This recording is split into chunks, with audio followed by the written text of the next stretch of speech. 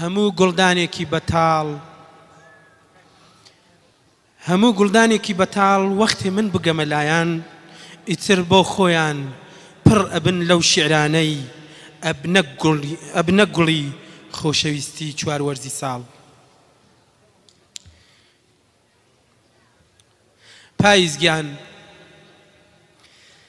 پاییزگیان لە گۆمێکا مەلە بکە ماسیەکانی پەری بن. پاییزگیان من و تۆ نیشتیمانێک سوتاوین.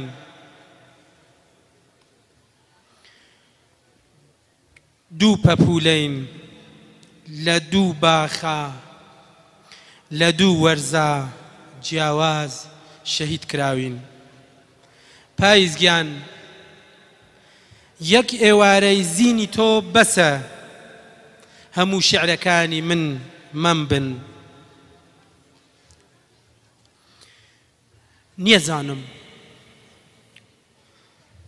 نێزانم ئەو دنیا هەس یانە. نێزانم خۆشم تێ بچمە بەهەشت یانە. ئەمانگزانم تەوەن دوزەخ نێرم. من نێزانم پەر لە چگەکەی داڵکم گرم ئەڕای هەر کوورە بچوود وەشونیۆ چم. دڵە دیڵ فەرهاد تاشا بیستون. دڵە دیڵ فەرهاد تاشا بیستون. دیڵ چێژ ئاما پێش شایێ چون مەجنون. دیڵ بەهرام جچین چون بی خاگنشین. دیڵ چون وەیلان بی خەسرە و پەیشیرین. ساتۆ چه حاصل جەفا بەردەنڵ هەر ئاه بکێشە تا ڕۆی مەردەنڵ.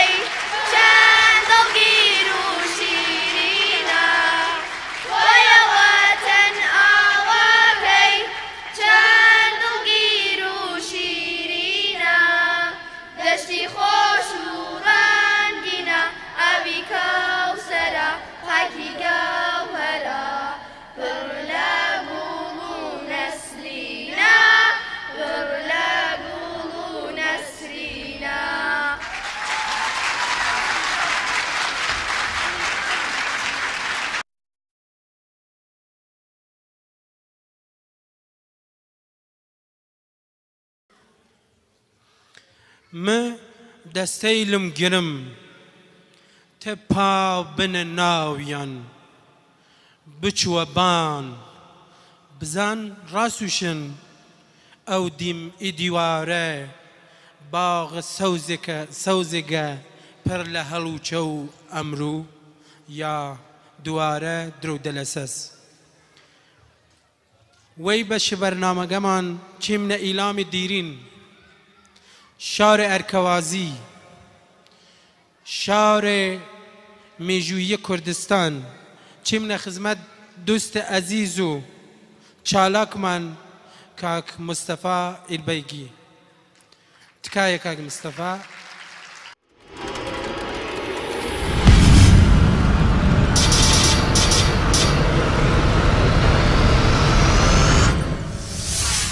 شار ئیمە مانگە شەو گوم کردگە شار ئیمە مانگە شەو گوم کردگە ڕەنگە عشق نیمە شەو گوم کردگە یە خیاوان وە خیاوان هە خیاوانە خیاوان پەتی خوێ دەنام قیلتە و گوم کردگە بەس کهوکارەس وە دەنگ بایەقوش ورشە ورشە خوەرهەتا و گوم کردگە لێوە جاودە جوورە داوڵ شیشەواش دار تێلێ بەرقەڕا و گوم کردگە ساڵیان ساڵە گافارێ پەتی هەر شەکێوە لاوەلاو گوم کردگە ساڵیان ساڵە گافارێ پەتی هەر شەکێوە لاوەلاو گوم کردگە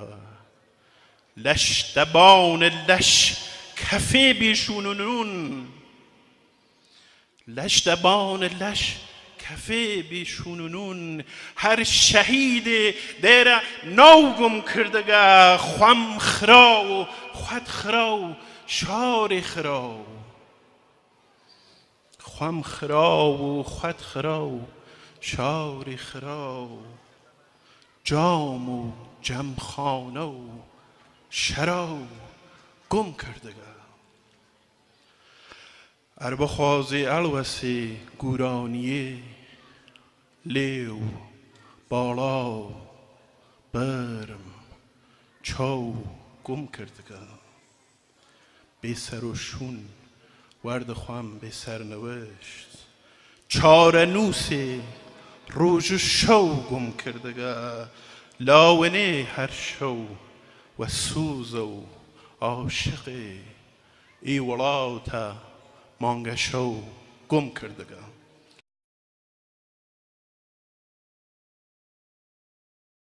یەکی وە ڕێ یەکی وە دەو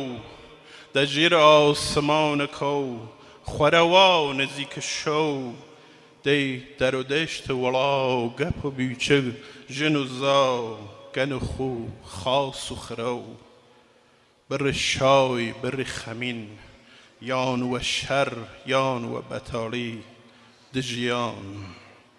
جگە دوورتر دوورژەی قاڵقویە نامە دەروەن لێوە ئاو ژێرە سای دارەوەنێ دە کۆوەرە بەرز و چک و چوول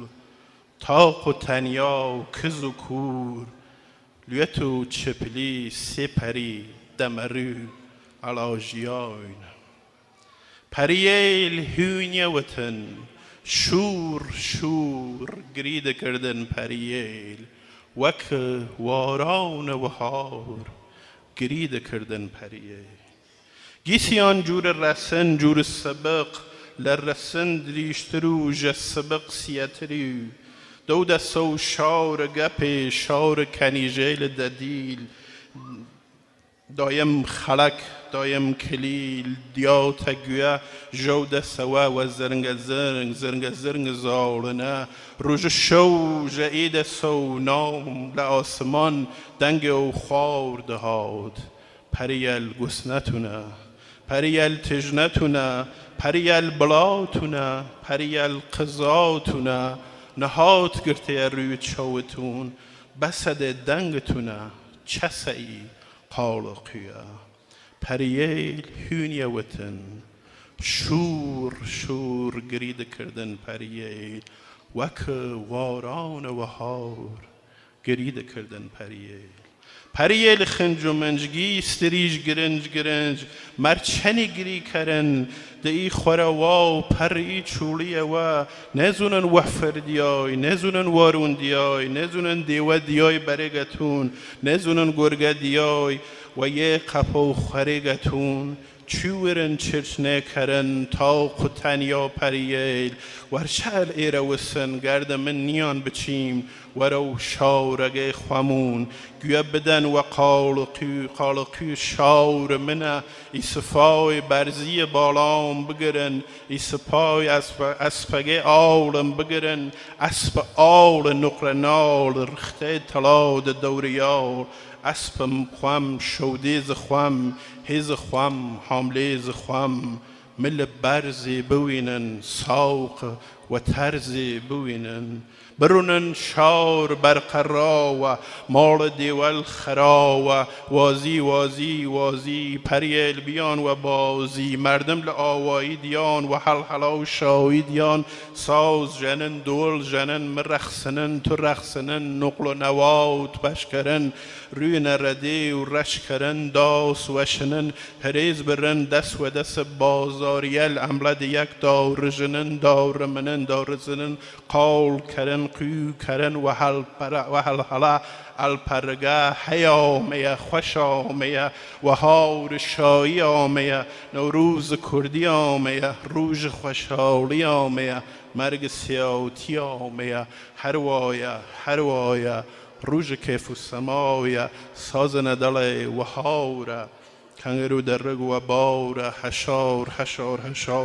خم و خسه بشاره روژ و بیاد جاره ناو قلا دیاره پریل زیوزی بیان علسن سوار بوون بنیشن الپشتگم بوامتان و شاورگم گویا بدن دنگ دیای دنگ خاص مردمه یسه دست چوپی گرن و سه گورانی چرن زالنیل قبقب برن زالنیل مینتی زالنیل خفتی دیویل دقدار و دوون گشتیان سر الگرن اربچن و دارسان داریله دوون و خشک دوون زرد درگ چکن دسیلیان چکن چمیلیان اربچن ولی و او دوی ولی خناو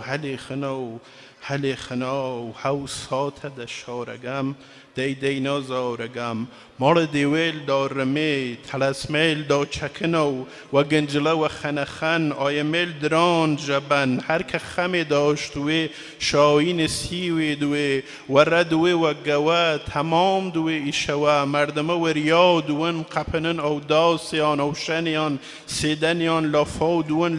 دوین نلاتکن اور دوین بلا چکن آگر ددن گران زنجیر بران دی شو تاور بکشه آگر وازی چنی خوشه آگر خاص و تپ و دو خوش قالقی چشتی و شو نماگه و دم تقو نماگه پای کانگه با پیره متلیله دا پیره قلا فر کرکچل و جینگل فر علل بلل کلکامه شتک شیرک شمامه شاکو شوکو گلخنان میشان ناز مرجان کاسه میش پر پیش خاتون دوت پا تلکیش لاوه رای بیش هی لاوه دنیا کاری خراوه جرگ و دلم کواوه تا وقت خوامان بی برن مردمه گشت و سانه آگریل دار رسیانه خوازن تا و قالقی دار رشنر مل شو الکنو زنجیر خو اشتر لوان بیارن بخن آوردلک جلی بکن کان بکن بن اوسار بخن کلران دابنن سیرت ارز بوان اشتر لوان قلقلی جان مار موشلی اشتر هاکو لیو هاکو کفتره لافو خستره زانی تاکو مال دیو هی را گردوبون علی را قشمر دیو کردن منتر دیو کردن پریل بس دیور نیست کتان گریو هاوارتان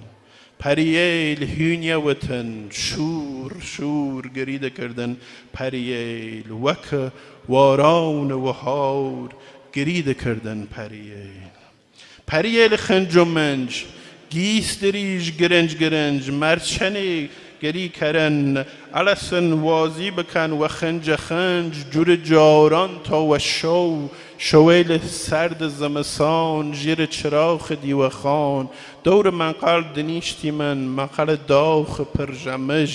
جمج سویر دوری ونوش کو دم تقشو الوردم متل چند کتل دا پیره کرکچل دا پیره متل دوت متل شیر و روا متل دال و قلا متل دیو و پری دوت شاه پریان کامتان او پری است علی را کس کردگه است کفتگه به شیم و چاس کفتگه به دنگ و باس آخینیه داخینیه هناس سرد و سرکشه کومر کشه منت مال شر کشه ایشگا و کز یکی بی پرچم بری لام بری در آوردم لمتل پام لقصر شاو بری دنیا پری متل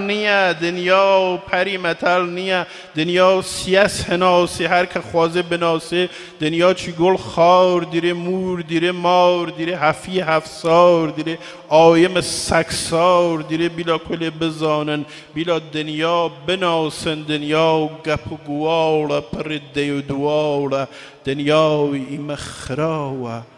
آوی چرک و زیخاوه سراوی لیخناوه تینک بوی او نیم ینک بوی خو نیم شر تا بخوازی فریس نهات گریس دلت نیه دلت حسا دنیا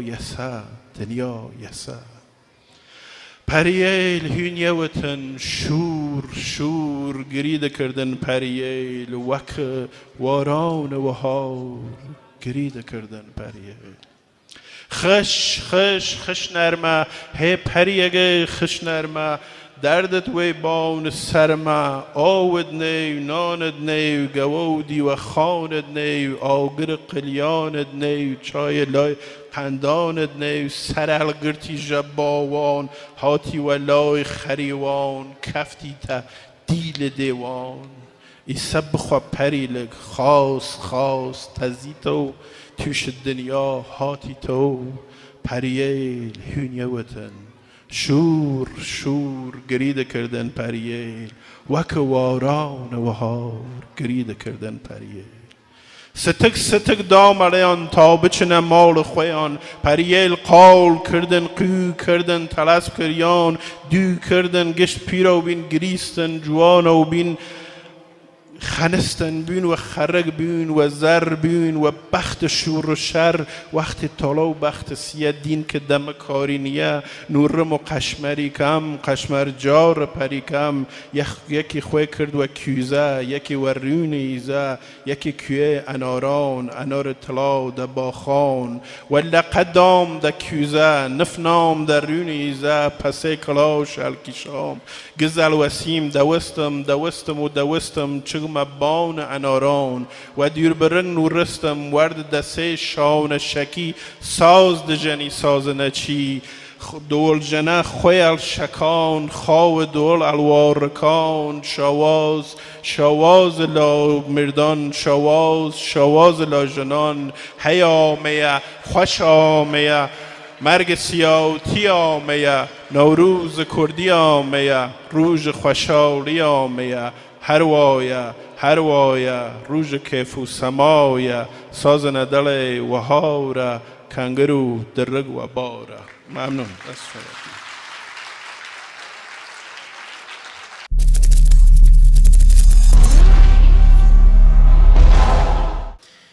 تا بمێنێ نوری چاو و هێزی پێم تا بمێنێ نوری چاو و هێزی پێم دێم و دێم و دێم و دێم و دێم و دێم دێم بەرە و هۆبە و هەواوری باسەفا دێم بەرە و لادێ بەرە و کانگەی وەفا بەڕێز و خۆشەویست کاکە ئیبراهیمی غەریبی با تەشریف بێنێت بە حکایەتە شیرین و خۆشەکانی کە حکایەتی کۆنی کوردەواری خۆمانە کۆڕەکەمان گەرم و گەرمتر ئەگەرنەوە کە پەزێک لە قەراخە چەمێکا وێسا بوو چەمەکە یەخی کردبوو نەیەوێرا بکاتە ئەو بەرەو گۆرگی کچکە سەرە و خوار هات ماشای کرد پەزێ وێساوە و هات و سڵام و ئەحوال پرسی و وتی چیەکەی وتی وەڵا گەرەکمە بکەمەوە بەرەو ناوێرم ئەتکەمە ئەو بەرەو فەرموو با بڕۆین ملی گرد و چوونە ناوەڕاست یەخەکە و وتی ئەرێ باوەڕەکەی خەریکی تۆزەکەی وەتی کۆرە بابە تۆستی ڕەحمە لە باو بان یەخ و تۆز وتی نەبەگیان تو تۆزەکەی ئەوها خەریکی تۆزەکەی کۆرە باوکە خاز دایکە خاز وەڵا تۆز ناکەم وتی ناوە لە بیرن یە باو باپیرش هەر تۆزیانە کرد بردی ئەو بەرەو قەشەنگ خواردی و تەواو بوو نمونەیەتر لە ئەو حکایەتانە کێ بۆمانیان گێڕاوەسەوە ئەمڕە پاڵەوانەکەی ڕیویە ڕیوەیەک بە کێو بەو کێوسانە ئەگەڕا برسی بوو هیلاک بوو هیچی لە دڵیان نەبوو کتوپڕ ڕوانی تماشای کرد گڕمۆتکە گۆشتێ داکەوتووە هەڵمەهەڵم خۆی بۆی کێشا و نزیکی کەوتەوە چەڵەکاوە بیری کردەوتی ئەمە شتێک ها لە ژێریە با من نەیخۆم باشە خولاسە هەر ئاو دەمی قووتدا و هەر ڕوانی بووی هەر ئاو دەمی قووتدا و هەر ڕوانی بوو هەر نەیوێرا و هاتە ئەم لاوە تماشای کرد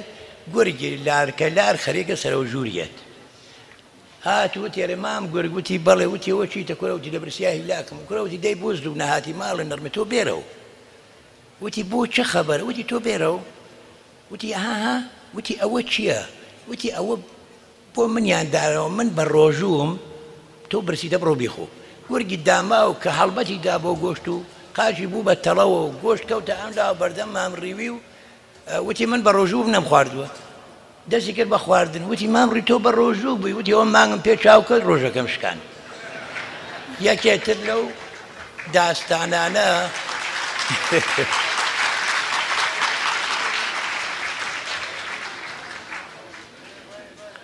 لەو حکایەتانە کە بازم پاڵەوانەکەی ڕێویە ڕێویەک لە هەردا بوو گورگێ بەرەولای هات سڵام و چاک و چلۆنیان کرد وتی مام ڕێوی وتی بەڵێ وتی ئەوە چێکی لەم هەردا وتی وەڵام من سەوەتە دروستەکەم سەبەتە وتی سەبەتە بۆ دروستەکەی وتی ئەی تۆ نازانێ من چەند ساڵەوە ساکار سەبەتە بوو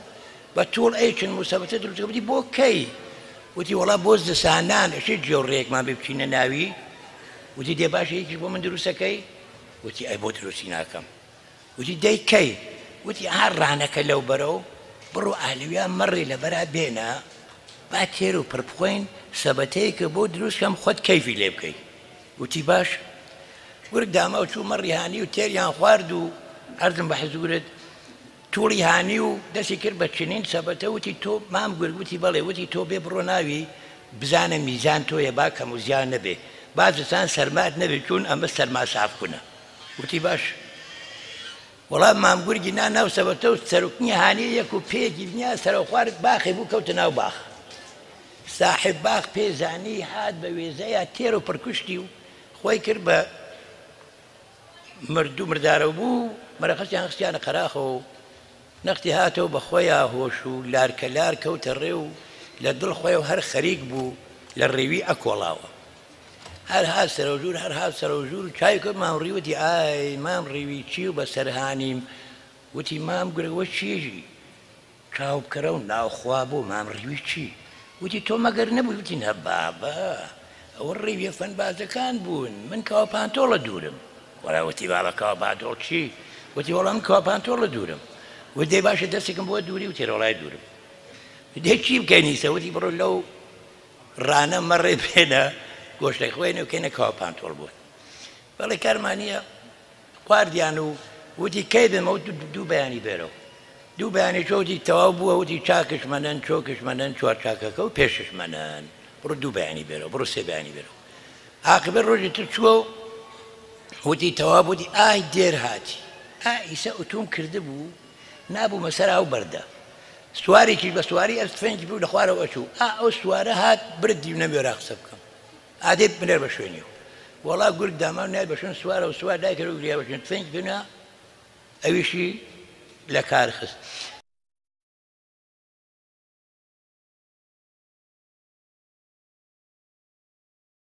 تەبعم پەژموردەی سەرمای زمسانە بێزارم لە یەخسە هۆڵبەنانە دەمی وێنەی دەم جەهەنم وایە تۆ خوا چی خاسە و خۆشی لەکوایە هەژار هەڵقرچێ وەک دانەی سەرساج بێنان و بێ ئاو داما و محتاج ڕۆژ تا ئێوارە لە کوچە و کۆڵان ئەم ماڵ بۆ ئەو ماڵ بۆ نانێک دوونان مناڵ لە ماڵە هەر هەڵ ئەتوتن ڕوت و لارەمل وەک زەرنەقوتن زستان کوێ خاسە سەرما و سۆڵەکەی تەوژمی بۆران یان سەهۆڵەکەی هاژەی گژەبا و هوژەی هەناسەی هەتاک و ماوم قەت ناکەم تاسەی ئەلبەتە ساڵانی زوێژمی سەنە شوشکەی یەخ وێنەی شمشێری زاڵم دەرهات لە کێلان هاوار بە ماڵم بە وێنەی جەلا و دەست بە شمشێرە لە دەوڵەمەند ترس بە فەقیر فێرە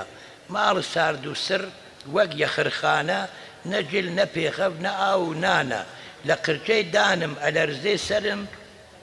نە لێف دیارە و نەژێرە خەرم قورسیە شکاوێ چوارپا پرتوکاو لێفەکوونێکی پەراوێز نەماو بە نەختی زووخاڵ ئەوی زووخاڵ بی کەش یەکەنەوە و ئەیکەنە ژێری لە وەختی خەوا بکێش بکێشە هەر کەسێ بۆ خۆی لە فکر خوێشە کێشێ لە مناڵ کێشێ لە منە ئەم جار بێرە دیار بۆڵە بۆڵ ژنە ئەویش لە عەزرەت سەرمای بەغەنی بانگم لێ ئەکا ئاغی ئەفەنی ئەوە چ ژینە ئەمە چ حاڵە ئەمە ماڵ نییە خۆ یەخە چاڵە ئەم لێفە کۆنەی تەواو ڕزیوە بەیانی بیبە بیخرە و شیوە شەو تا بەیانی لەسەری شەڕە بەر سەرمایش ناگرێ ئەو نەبێ فەڕە لێفە کۆنەمان فەوت و فەنا کرد من و ژنە ماین لەگەڵ دوو مناڵورد ژینمان بردە سەر بەڵام چ ژینێ یاخوا ژینی وا هیچ کەس نەیبینێ لە بۆڵەی ژن و قیژەی مناڵی کە لەم دەنگ ئەداد وەک تەپڕی خاڵی زمسار یا ڕەبی بشکێ چوارپەلت نەبینی بە چاو بەفری سەرکەلت تۆ زڵم و زۆر لە فەودوانن لە ڕەحم و ئینساف یەکجار بێگانن هەڵمەتبەرن بۆ فەقیر و هەژار بەڵام ناوێرن بە دارا و پوولدار ئەگەر وانە بڕۆ بۆ ماڵیان بزانە چۆنە حاڵ و ئەحواڵیان بە گەرمای شوفاژ تانجی ڕاوتەکەن بە خۆت نازانی تا تەواوتەکەن فەقەدەستان خۆش لێمە منتان هەم بەزار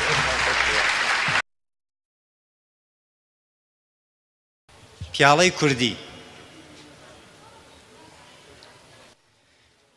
لەم شیعرەدا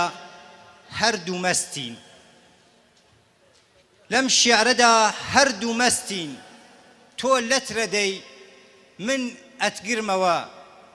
من لەترە دەم تۆ لەبەر دایکت خوشکت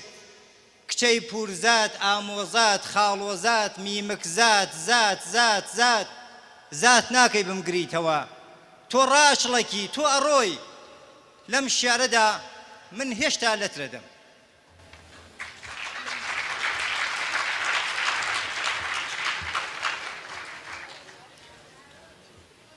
چەند کۆپلێک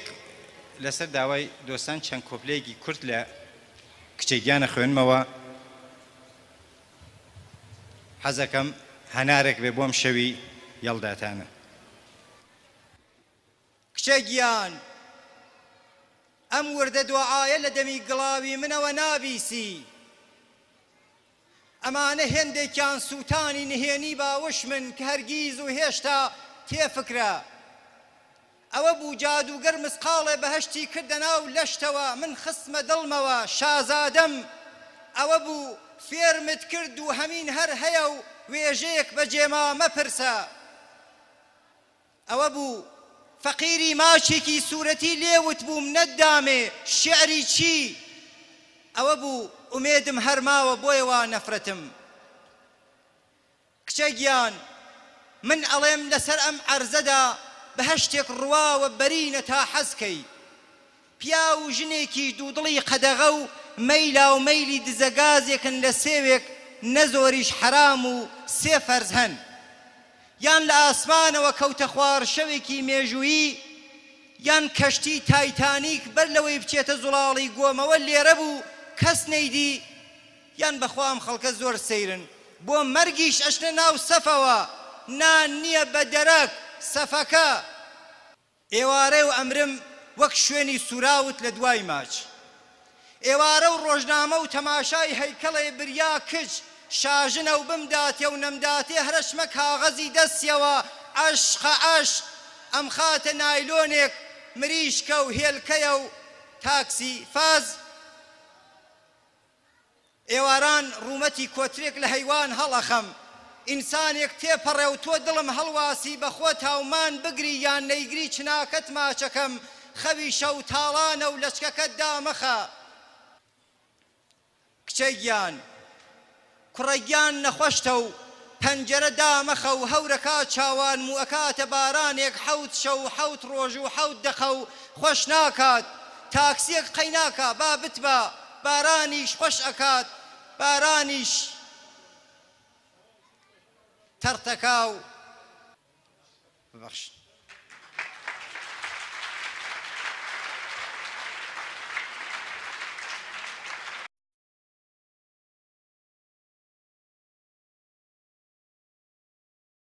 من دایە گەورەی خۆمم ڕێک وەکو هەمیشە کە دەبمە کچی خۆم میلی کاتژمێرەکان شکان کەس نازانێت چۆن لەلایەن چاڵاوێکی بێکۆتاییەوە یان نەنکم پێش لە نانکردن هەموویانی ڕاگرت سەردەخەمە سەر شانی خۆم و دەڵێم دا گەورە پرچی کچەکەت شانە بکە ئاوێنەی بدە بەدەستەوە شوێن لە واتایکی تردایە نا بۆ زەوین نا بۆ ئاسمان سەیری خۆمم کرد لە ئاوێنەدا ئاوەژووم ئاوەژوو زەریایش زۆر کوڵە بۆم ناچێتە سەر یەکواتە ئەم زەریایە من دایە گەورەی خۆمم بوومە تا کچی خۆم دەستیدا گەورەم ماچ کردەوە و گوتم هێشتا ماومانە جارێ هەواڵ نەدەینە میدیاکان هێشتا کەس نەبووەتە سێبەرێک دەنگی هیچ تەقەیەک نایێت من کچی خۆمم هەندێ جار دەفڕم بەرەو بانماڵ گۆڵی سوور توور دەدەم یان سێویش چاوی دایە گەورەم ماچ کردەوە گوتم هێشتا کەس نەبووەتە سیسرک هێشتا کەس نەلکاوەتە بنمیچەوە کەس هێشتا نەبووە بە کۆلارە من دایە گەورەی خۆمم جار جار دەبمە خاک دەبمە بەرد دەبمە کێوە هەپڕونکراوەکانی زاگرۆس دەبمە پۆپی سپی بۆ هەزاران داری سوتاوی ئاویەر نابێ سەرخۆشی بکەین لە خۆمان باران دەبارێت هەموو ئاویکیان برد هەموومان بەتین و ماوینەوە من بوومە تا دا گەورەی خۆم سەرقۆڵی مانتووەکەم کون بووەتەوە دەستی دا گەورەم ماچەوە کرد و گوتم هێشتا من گردیکی قاوەییم دا گەورەم گوتی بۆنی ئاور لە قۆڵی مانتووەکەتەوە دێت بۆنی هیچ خوێنێک لە کەپۆمدانیە هێشتا دا گەورە بوومەتە کچی خۆم هێشتا کەسیان کچەکەمی نەکوشتووە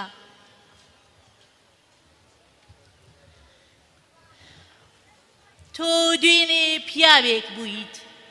خەمت بۆ کەم و کردیەکانی ئۆتۆپیاوە دەخوارد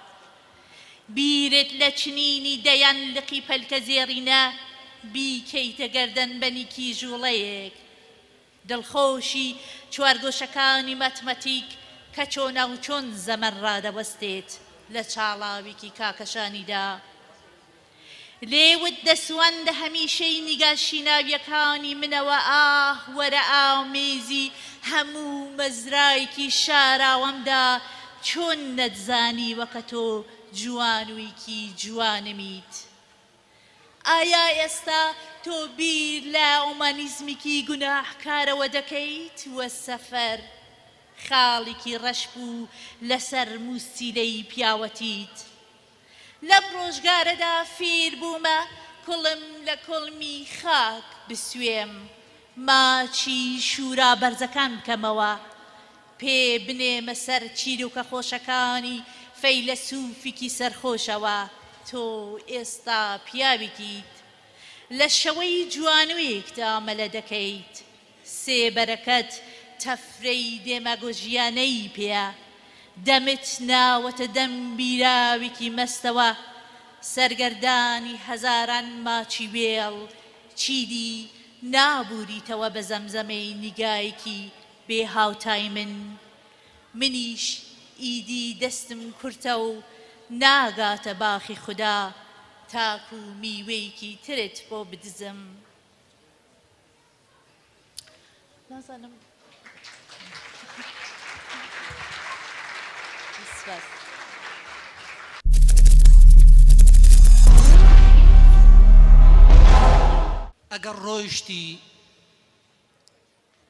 ئەگەر ڕۆیشتی بەرەو پاییز و گەڵاڕێزان، بەرەو کڕنەبا و بەفر و بەستەڵەک هەرگیز نەڕۆی. ئاخۆ گیانە هەناسەی من، کاروان کاروان وەنەوشە و لالە عەباسی و هەرچی گوڵ بوو، ڕۆیشتن بۆ لای پایزان و ئیتر هیچ کام نەهاتنەوە. ئەگەر ڕۆیشتی نەکەی بڕۆی بەرەو گڕ و ئاگردانی ئەوین و عەشق، خۆت نەدەیتە بەر ئاگر و گڕی دڵی پڕمەینەت و هەناسەی کاڵ. ئاخۆ گیانە چاوی چاوم، چی عاشق و پەپولە بوو، ڕۆیشتن بۆ لای گڕی عەشق و شەوچرای دڵ، ئیتر هیچ کام نەهاتنەوە. ئەگەر ڕۆیشتی بەرەو ڕووبار بەرەو دەریای دوو چاویشین، هەرگیز نەڕۆی. ئاخۆ گیانە ڕۆح و دڵم وەکو عەباس، هەرچی ماسی و چی سۆنە بوو، ڕوویان کردە بەحر و چوون بۆ دەریا و ئیتر هیچ کام نەهاتنەوە. یەک کۆپلەی شیعرێکی پۆل ئێلوار هەست لەسەر ئازادی، فقط یەک کۆپلەی ئەخوێنمەوە بە فارسی. یەک کۆپلەی: ئازادی لاو بەلاوی کتابهایم، بر کرسی کلاسهایم، بر درختان، بر شنزارها، بر باورها، بر قندیلها، بر بلورها، بر قندیلها روی یخها، بر باران و تازه ترین دانه برفا،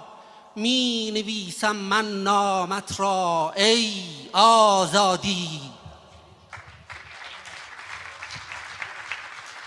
بر کاغذ پاره پاره، بر برگهای تازه تازه، بر سنگها و بر دیوارها،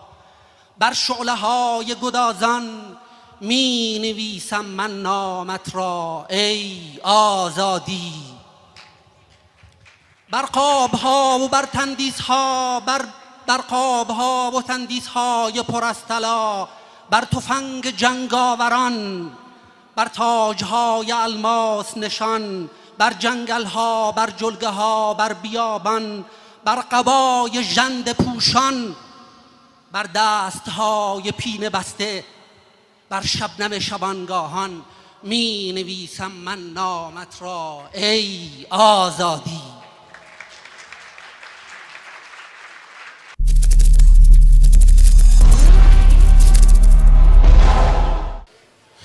دۆستان و خۆشەویستان، لە بڕگەی کۆتایی بەرنامەکەمان داین، تکایە بۆ هاوکاریتان. لەم بەشە لە بەرنامەکەماندا دەچینە خزمەتی فیلمێک فیلمێک لە ژیان و بەسەرهات و زەحمەتەکانی مامۆستای بەڕێز و خۆشەویست پەیکەرتاشی ناسراو مامۆستا هادی زیائەدینی.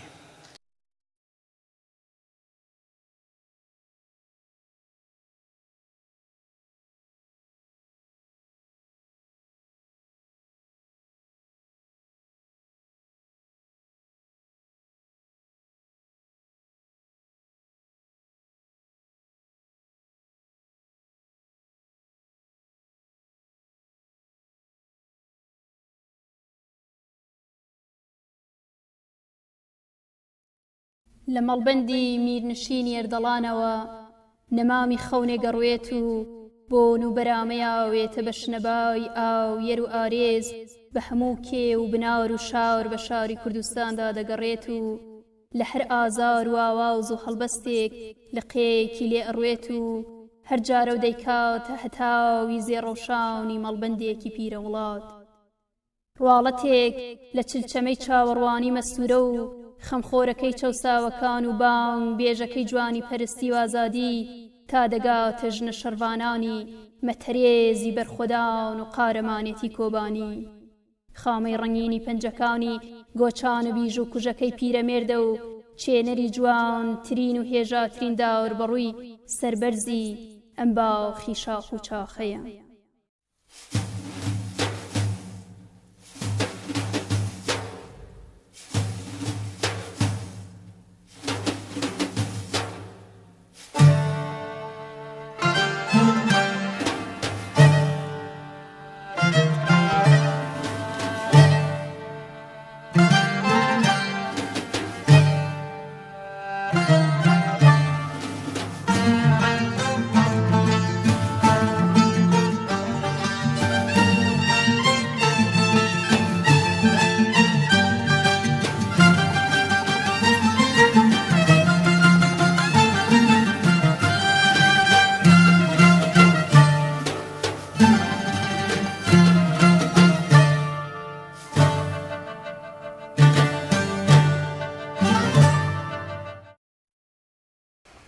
من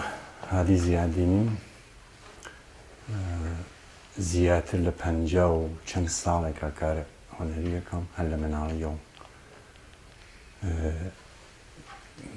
بە شێوەیەک تەجروبی دەستم کرد بە بەکار. شارەکەمان بچووک بوو کلاسیک وایەنەوە و ئەگەر بوو بە شێوەیەک ئاکادمیک تەدریس ناکریا و مهمتر لەمانە بۆ دەیلەکە دنیامێک کۆشەگیر بووم و زیاتر لە ماڵا بووم پاڵم بە تەجروبەگەری شخصی خۆمەوە. ساڵ 1956 چوون بۆ دانیشگای هۆنەرهای زیبا.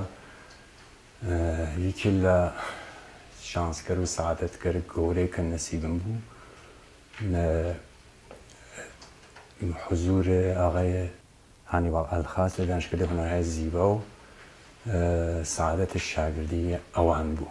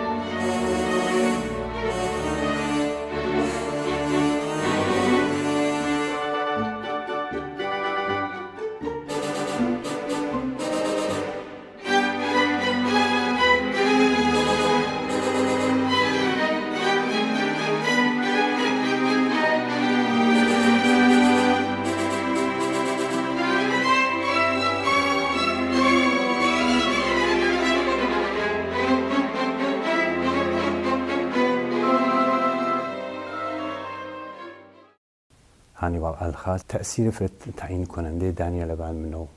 و شاید مهمترین تأثیری ئەمە بوو کە لە ذهن منە تەسویری تری لە هونەردا، تەسویری تری لە کارکردن و شێوەی فێربوونە هوەردا ئەویش ئەوە بوو کە نەقاش ناوێت ناو بە ئیسلاح سەدەف حالەزوونی خۆیان دانیشێت و کار و ذهنی محدود کا بە ئەو چوارچەوەی ذهنی خۆیان. هنرمند نباید توانمندی خودش رو به رخ خودش بکشه یا به رخ دیگران بکشه که چی بلده. طراحی یعنی آزمودن و خطا کردن و یه کاری آدم نترسه که در یه لحظه کار کنه که این یک کودک هرچی دلش میخواد بکنه و خود اون لحظه باید یه چیزی بیاموزه نه یه چیزی رو یاد بده، باید خودش یاد بگیره. اون میشه طراحی. طراحی یعنی یه چیزی که تازه یعنی یه کاری در هنر که این الفبا رو از حفظ خوندنه، از الفبا شروع کردنه. هر بار باید از اول شروع کنه. هنر من بوو بە بیانێکی بوو بە ئەبزارێ بوو بە وەسیلەیەک کە تەک مردمە ارتباط بەقەکەم ئەمانە شعار نییە ئەسڵەن ئەمەی کە کەلیمێ مردم و مردمی هەروە بەکاربووم بەڕاستی نیازێ بوو کە لە دەورێ مناڵیە و لە منا بە وجود هات اتفاقاتێک لە دەور وەرمە ئاکەفت حەزمە کرد بە نەقاشی بەیانیکەم و ئەم اتفاقاتە لەبان کاغەزە و نیشان دەوروەریەکان خۆم بم. ئەم شێوە بوو کە ئایسە چ لە کار نەقاشیە چ لە کار مجەسەما ئەیوینن کە حضور ئینسان هالە ئەولەویەتە لە کار منە دوای ئەوە موارد و مەسائلێک کە مربوطە بە ئینسان یعنی مەسائلە ئیجتماعی ڕەوابەتە مردم نیازگەریان خۆشیگەریان خەمەکانیان ئەمانە زاڵە بە بکار.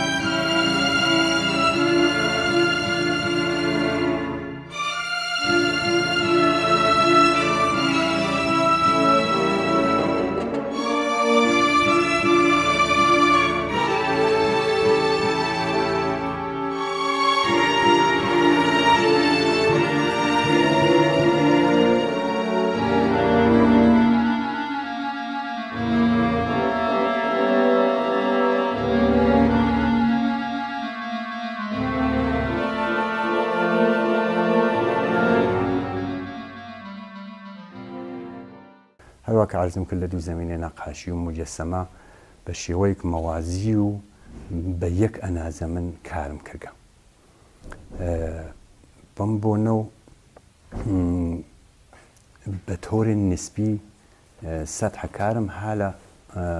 سەد چ نەقاشی و چ مجەسەمەکانمە لە یەک ئاستا ئەتانین داینین.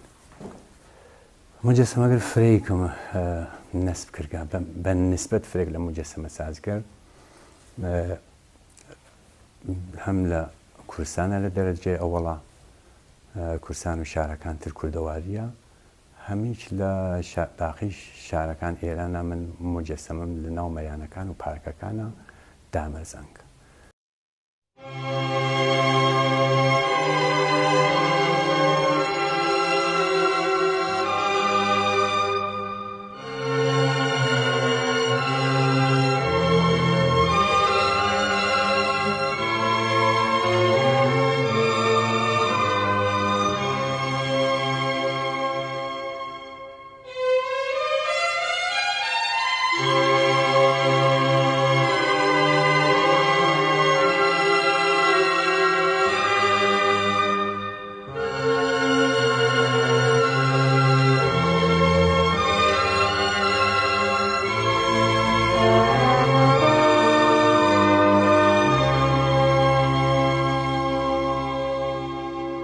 لزمینە نەقاشیچە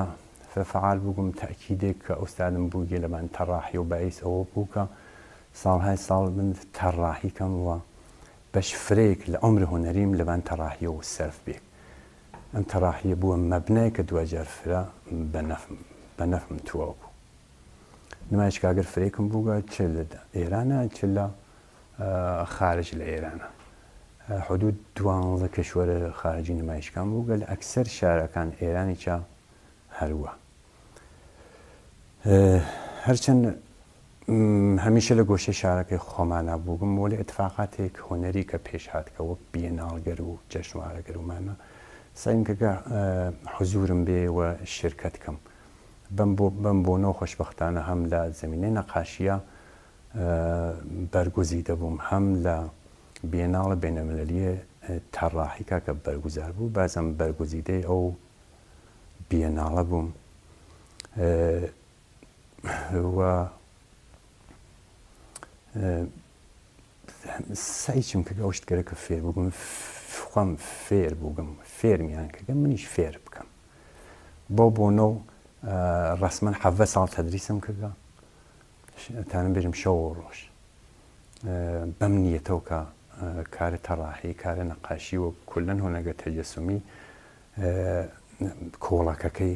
دامەرزیە لە ناو کوردەواری خۆمانە گۆیا لە بەهەشت مشەی پشە و خۆراکە هۆری و کوڕ و هەنگوین و شەرابی پاکە بووم تێکە بە یادی کۆنە قەرزان مەیگێڕ ئەم دەنگی دەهۆڵە تا لە دوور بێت چاکە لێم بۆتە مەتەڵ بەهەشتە جێگەی حورە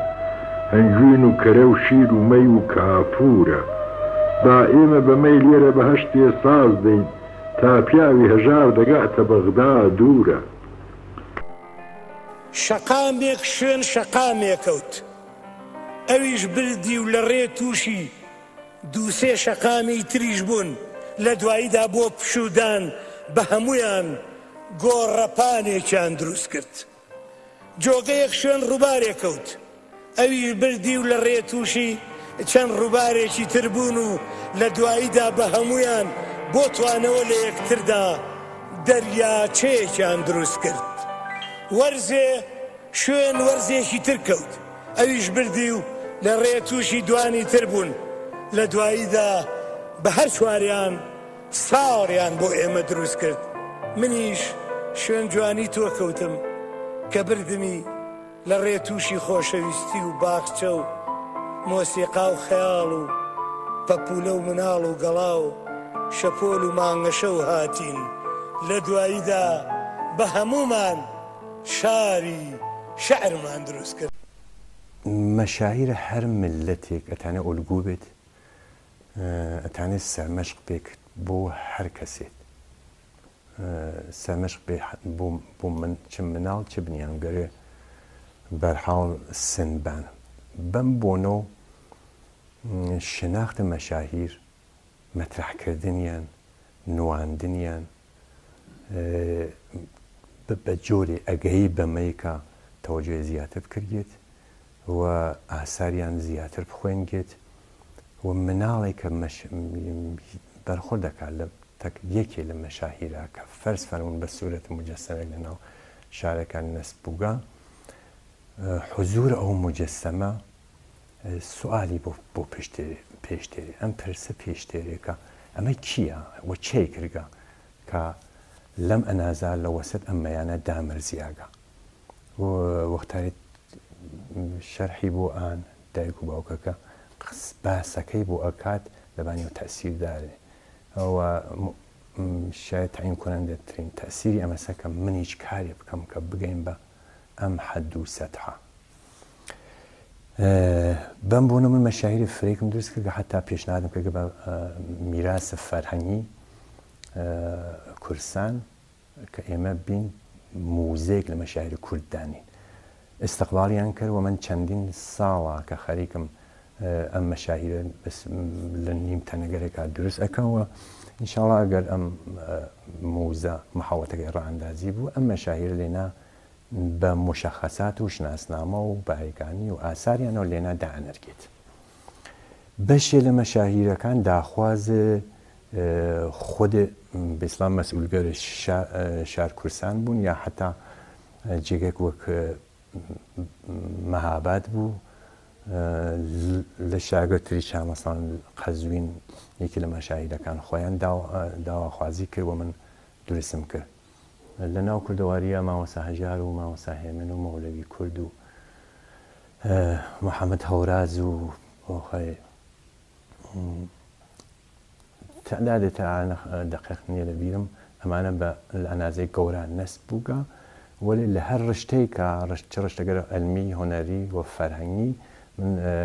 حالم جارگا نونکان و نخبکان او رشته بو موزه هنرگره به اصطلاح بو موزه مشاهیر کرد.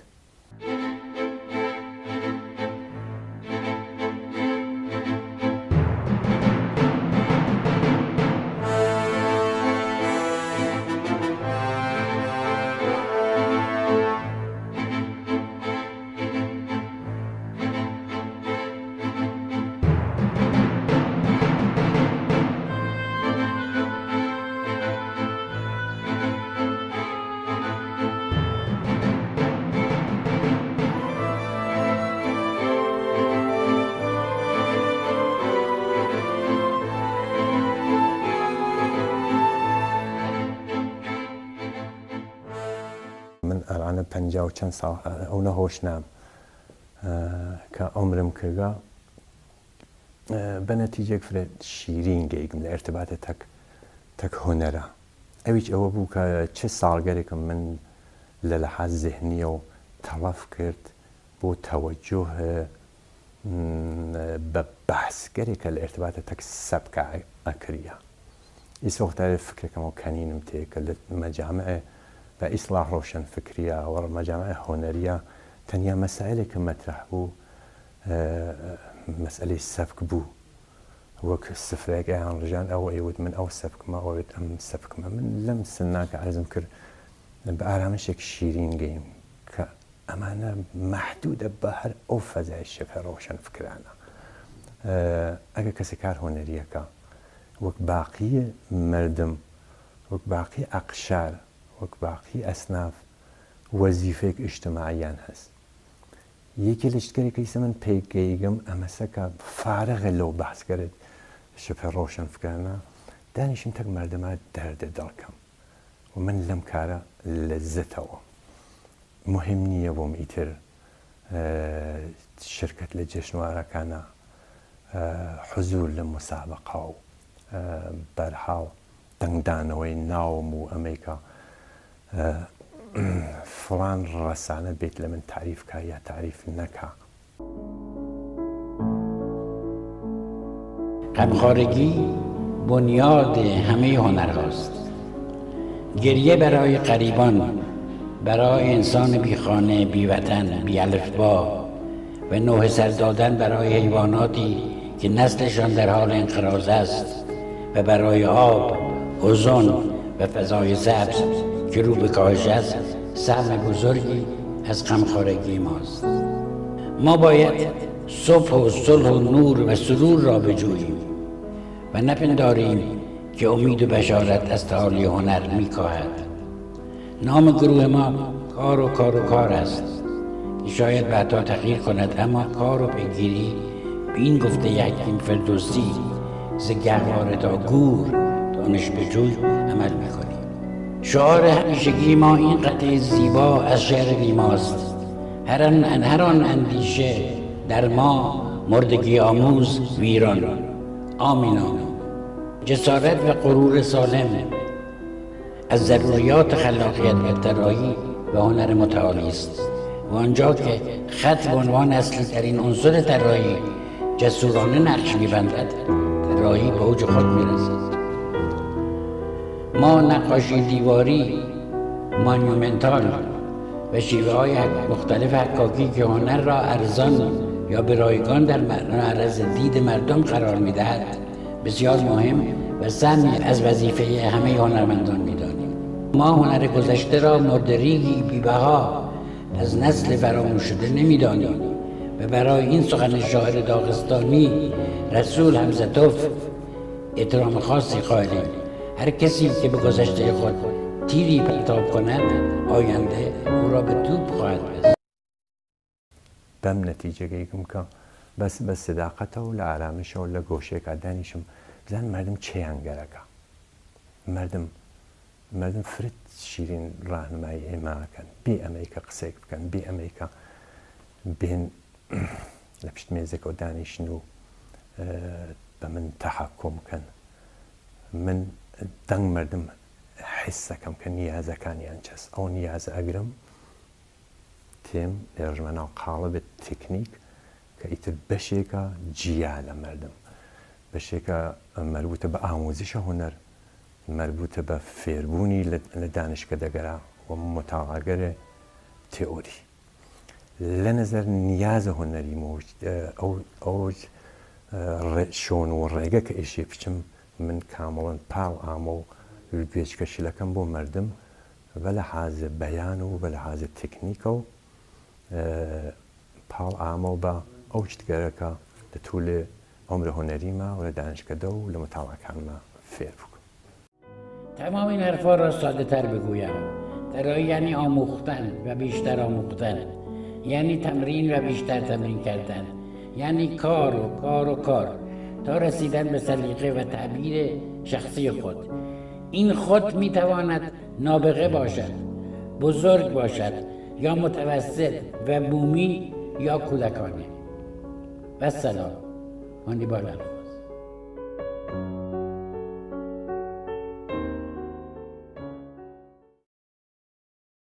پاییز و شعر و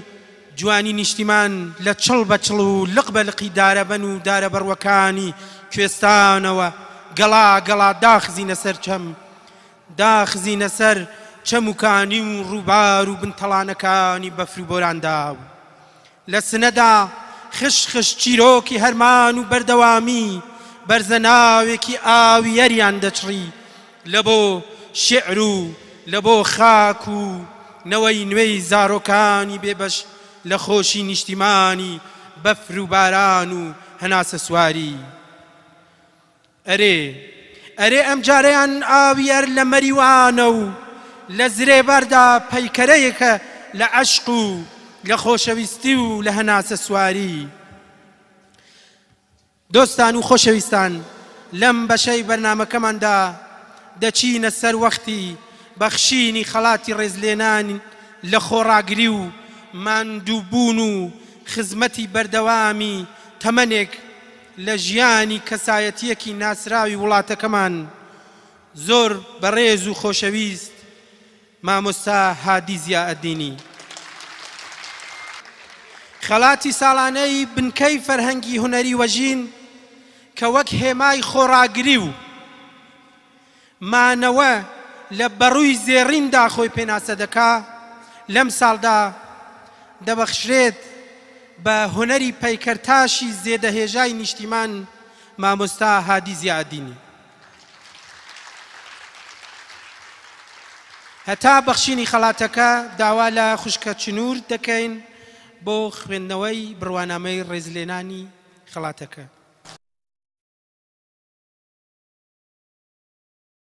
جەدەست بێگانان یاون ڕەهایی مەزبوون وەشنۆی مەیاشنایی. ڕێزدار هادی زیائەدینی، بە شانازیەوە هەنگاوی مەیلە و سەوستان لە پێناوی هەژاندن و ئافراندنی هەر قوشبنێکی هونەر و فەرهەنگی کوردەواریدا بە ئامانجی وروژاندنەوەی سیمای کەلتوری و گەشە پێدانی هونەر و ڕسکاندنی زانست بۆ دوا ڕۆژی ئەم نەتەوەی بناری زاگرۆزە بەرز ڕادەگرین. فەرهەنگ و هونەر ئاوێنەی ڕاستەقینەی هەموو نەتەوەیەکە و پاشخانی ئەو ئاوێنەیە دەبێتە ناسنامەی ئەو نەتەوەیە کە لە مێژوودا بەردی بناغی خۆی جێگیر و پتە و کردوتەوە. هەر بۆیە لە هەڵکۆڵینی دارستانی مێژووی معریفەی ئەم بنارەوە بەڕووی زێڕین وەکو هێما و ڕەمزی مانەوەی تا هەتایی پەیکەری نەتەوەی کورد پێشکەشتان دەکرێت. گێلدای 2704 کوردی ناوەندی فەرهەنگی هونەری ڤەژین.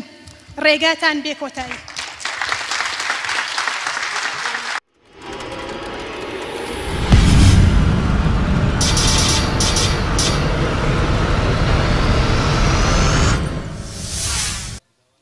با لێرەشدا سڵاوێک لە هونەرێکی بەرزەناوی تری وڵاتەکەمان بکەین. سڵاوێک لە نووسەرێک کەسایەتیەکی دیار لە فەرهەنگ و ئەدەبی کوردستاندا، بەڕێز و خۆشەویست مامۆستا کاک عەتای نەهایی. با تەشریف بێنێت بۆ پێشکەشکردنی خەڵاتی ڕێزلێنان بە مامۆستا هادی زیادی.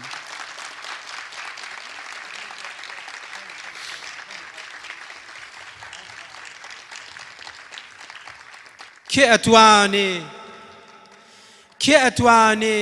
ناونیشانی داربەڕوویەک بڵێتەوە؟ کێ ئەتوانێ ناونیشانی داربەڕوویەک بڵێتەوە؟ دەنگ کە بەڕووی زامەکانی لە ژمارە بێن، ناوی کچێکم پێ بڵێ هەتا ئێستا نەگریا بێ.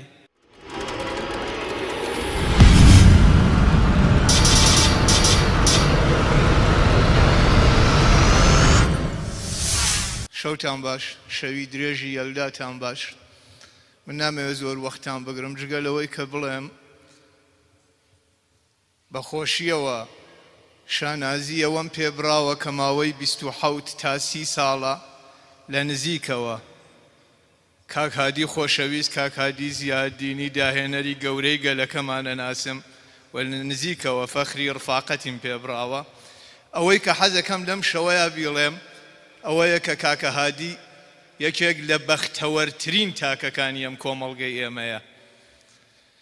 مرۆڤێک کە توانیوێتی هەموو تەمەنی خۆی لە پێناوی هونەر و داهێنانە و هەموو هونەر و داهێنانی لە پێناوی گەل و نیشتمانەکەیە تەرخان بکە، لە پێناوی خەمەکانی نیشتمانیە، لە پێناوی گەلەکەیە، لە پێناوی تاک بە تاکی ئەم کۆمەڵگەیەیە. و لەبەر ئەوەیە کە کاک هادی بەختەوەرە کە هەموو ئەم گەلە بە سپاسەوە، هەموو ئەم گەلە بە پێزانینەوە لە هەموو شارەکانی کوردستان، لە هەر چوار پارچەی کوردستان خۆشیانەوێ شانازی پێواکەن.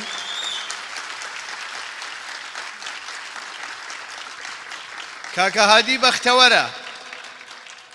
بەدەگمەن ئەوە بۆ هونەرمەندێکی گەورە ڕێیەکەوێکە ئەو بەختە، ئەو قەدەرە، ئەو چارە نووسە شیرین و جوانەی بە قسمەت ببێت کە لە سەردەمێکا بژی، کە مەجالی ئەوەی ببێت هەموو هونەرەکەی بۆ ڕازاندنەوە، بۆ جوانکردنی وڵاتەکەی، بۆ خزمەتکردن بە نیشتمانەکەی و شوێن پەنجەی ئەم داهێنانە گەورە لە هەموو شارێکی ئەم کوردستانە، لە کوردستانی باشوور، لە کوردستانی ڕۆژهەڵات، لە هەموو شارێکی و لەوە گرنگتریش لە هەموو ماڵێکی ئەم کوردستانە دەست بکەوێت. کاک هادی پیاوێکی بەختەوەرە و ئەم شەو منیش بەختەوەرم کە لە خزمەتی کاک هادی و لە خزمەتی ئەوەیە.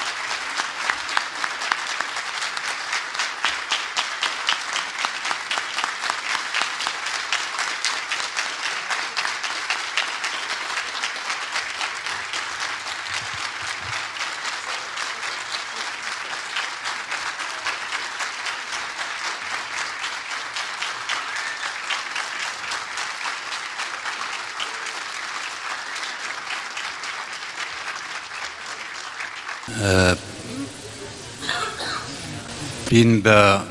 یەکەوە یادێکەین، یادێک دڵسۆزانە لە شەهیدان و ئاوارەکانی شەنگاڵ. بین بە یەکەوە ماچەوکەین گلو لە کڵاشین کوفی خۆشکان و براکانی کۆبانی.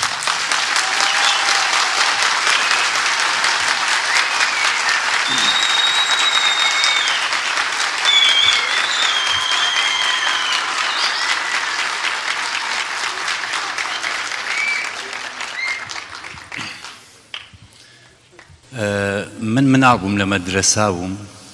مەجەلەی کەنەدا پێمان بەناو پیک هاوسەنەکانی خۆم لە بیریانە لەناو ئەم پەیکا زیندگینامەی مایکل ئانجلۆ گەورەترین مجەسمەسازە ئیتالیاییم ئەخوێندەوە بە چه عشقێکە و ئەم خوێندەوە بە چه حەسرەتێکەوە ئەموت خۆزگا منی چووەک ئەم پیاگە لە تواو دنیا دەنگ مەداوە ئیسە تواشاکە من دەنگمداسە و چون دنیاکەی من ئەو کورە خەرتەنیە دنیاکەی من کوردستانە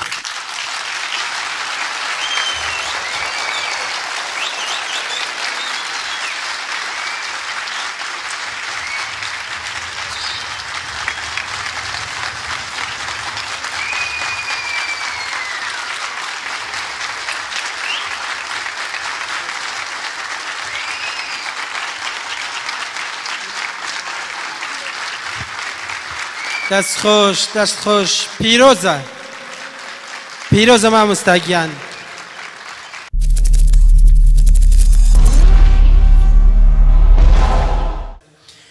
دۆستان و خۆشەویستان چەند کۆپلەیەک چەند بڕگەیەکی کۆتاییمان ماوە بە بەخشینی بڕوانامەی ڕێزلێنان بۆ ئەو دۆستانەی کە هاوکاری شەوی یەلدامان بوون با دۆستانی خۆشەویستی گروپی موزیکی ناوەندی فەرهەنگی وەژین تەشریف بێنن بۆ وەرگرتنی نەکە بەڕێز فەرازی معروفی ئامێری کەمانچە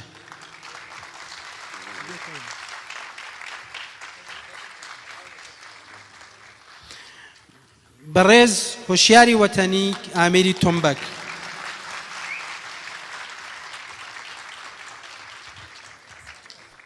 کاک شۆڕشی سەعیدزادە ئامێری عود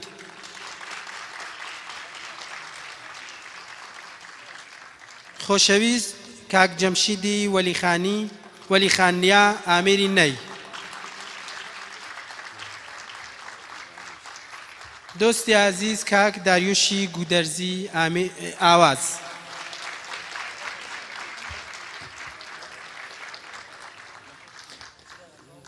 دەست خۆش زۆر سپاس بۆ بەڕێزان دەستان خۆش بیاخوا مەمنون بژین بەڕێزان کاک دکتۆر حامیدی کۆنەپۆشی وەک بەرپرسی وەژین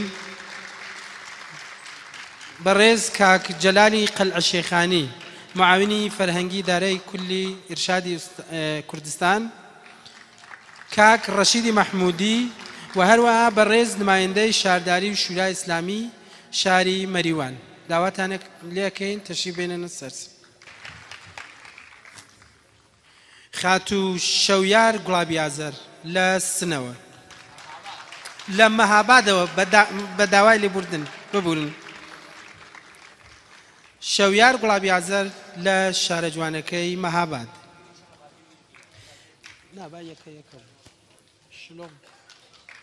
بەڕێز کەیهانی عەزیزی لە شارە جوانەکەی پاوە و هەروەها کاک ئیبراهیمی ئەحمەدی نیا لە سنەوە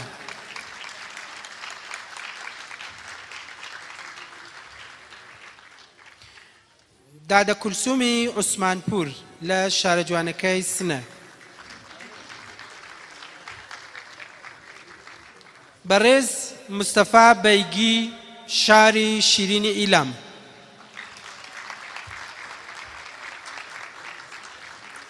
کاک اسماعیلی عەزەمی دیواندەرەی جوان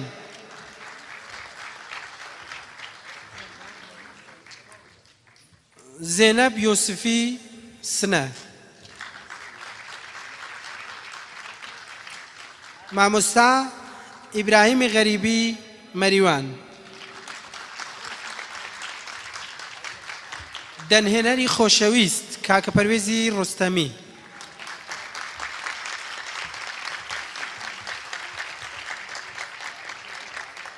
و هەروەها گروپی منداڵانی ئەنجومەنی سەوزی چیا کە یەکێک لە دۆستان و بەرپرسانی داواکەین بۆ وەرگرتنی ڕێزلێنانەکان بەڕێز کاک سالاری ئازەرین بەڕێز و خۆشەویست کاک سالاری ئازەری با تەشریف بێنەوە.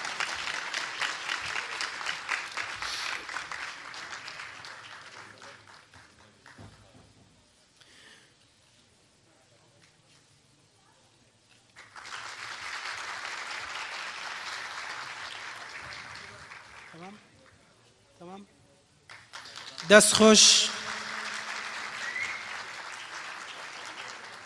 کەس نییە بۆ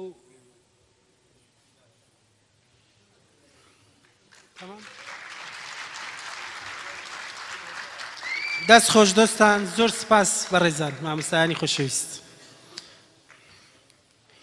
لە پەنجەرەی ژوورێکەوە کچێکی جوان، لە پەنجەرەی ژوورێکەوە کچێکی جوان، لە پەرژینی باخێکەوە باوەشە گۆڵ، لە گیرفانی کراسەکەی منیشەوە قەڵەمەکەم سەریان هێنایە دەرەوە. کچەکە بۆ دڵخوازەکەی،